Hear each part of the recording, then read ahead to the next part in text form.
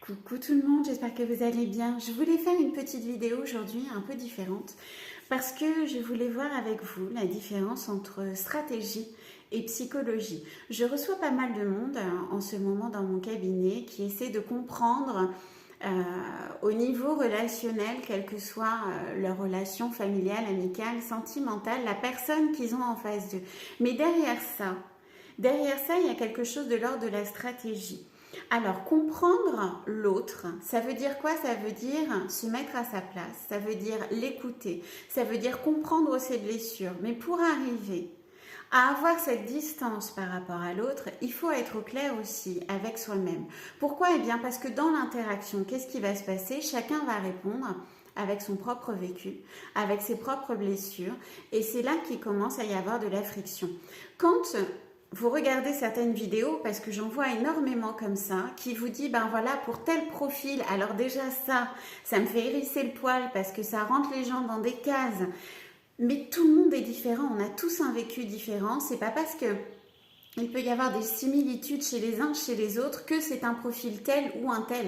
Non, il peut être 50 000 profils à la fois, ou elle peut être 50 000 profils à la fois. Donc, essayer de comprendre l'autre, c'est se mettre à sa place. Mais pour être en capacité de se mettre à sa place, il faut aussi être au clair avec soi-même. Parce qu'à partir du moment où vous regardez certaines vidéos où on vous dit, ben voilà, faites plus ceci ou faites plus ça, ou alors 5 gestuels pour le ou la séduire, 5... À partir de là, vous êtes dans la stratégie. C'est-à-dire que vous avez envie d'être auprès de cette personne.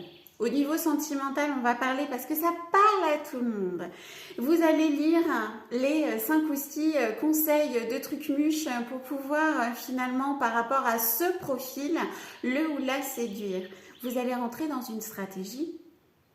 C'est-à-dire que vous allez faire croire à l'autre que vous êtes en capacité de le comprendre par rapport à quelque chose que vous vous faites subir parce que ça n'a strictement rien à voir avec votre manière à vous de ressentir les choses. Vous allez être dans la manipulation pour pouvoir l'attirer dans vos crochets et vous allez être dans la soumission de vos propres blessures parce que vous voulez absolument que cette personne soit dans votre vie. Mais ça marche au niveau relationnel dans tous les domaines de votre vie. Comprendre quelqu'un, c'est se mettre encore une fois à la place de l'autre. Donc ça veut dire que vous avez guéri une bonne partie de vos blessures parce que tout au long de notre vie, nous travaillons sur nous-mêmes. Mais vous avez guéri pas mal de blessures et cette personne, elle est peut-être sur votre chemin pour vous faire comprendre qu'il y en a d'autres aussi à guérir. Elle n'est pas là pour que vous établissiez une stratégie. À partir du moment, dites-vous que vous êtes stratégique, vous êtes dans la manipulation. À partir du moment où vous êtes dans la manipulation, vous êtes vous-même soumis à vos propres blessures. Et ça, je crois que ça vaut le coup quand même d'essayer de méditer là-dessus pour pouvoir aller creuser un peu plus loin. Je vous invite à lire mon article sur l'amour de soi au-delà de la peur. Pourquoi pas, si vous le souhaitez, regarder ma guidance qui est également aussi en podcast. Et je vous invite le 13 juin 2026 à 21h sur WhatsApp. Inscrivez-vous ici.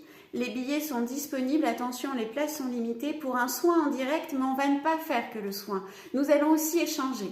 Parce que je pense que plus ça va et plus on m'envoie tout un tas de choses et je pense qu'il est important d'échanger. N'oubliez pas, stratégie, manipulation, psychologie, comprendre. Pour ça, il faut être clair avec soi-même, avec un grand je t'aime pour soi, afin de pouvoir comprendre l'autre et ensuite prendre les décisions qui sont les plus importantes par amour pour soi, quitter un travail, quitter une relation, quelle qu'elle soit, par amour pour soi. On n'est pas obligé de le faire dans le drame, on n'est pas obligé de le faire dans un cataclysme pas possible.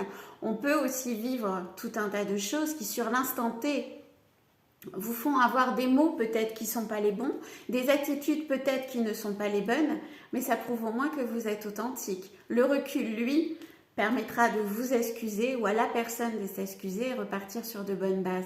Quoi qu'il en soit, j'ai envie de vous dire, choisissez-vous en premier pour encore mieux accueillir les autres. Je vous fais de gros bisous et je vous dis à très vite. Gros bisous, prenez soin de vous.